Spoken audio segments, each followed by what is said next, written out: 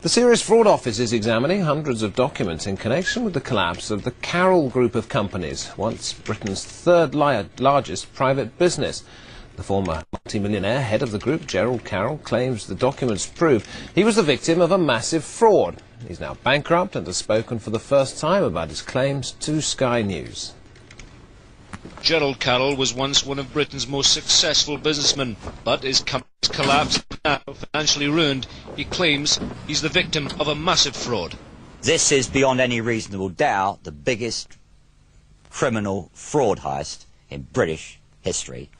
Carroll has connections with the great and the good, not just royalty but senior politicians. He had 85 companies, a string of racehorses and collections of art and cars. Yet within years his empire was reduced to this, a few pictures and mementos of his former wealthy life.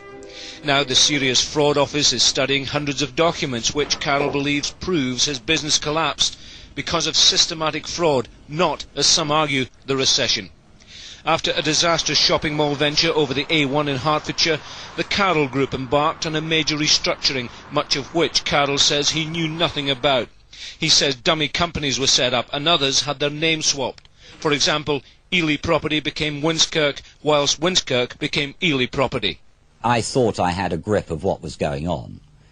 Clearly, what was going on was not actually what was being presented to me.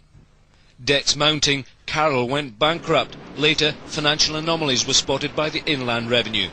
Carroll is demanding a police investigation and has high-level support. There are enough indications, even to a fairly uneducated eye, that things were odd and, money disappeared and companies changed names and so on. Scotland Yard is now waiting for the Serious Fraud Office to complete its deliberations. Meanwhile, the collapse of the Carroll Group remains one of Britain's most enduring business mysteries. Jim Gilchrist, Sky News. And the full version of Gerald Carroll's story can be seen on Saturday. We're showing it twice on Sky News, 1:30 and 8:30. It's called Riches to Ruin, presented by Sky News political editor Adam Bolton.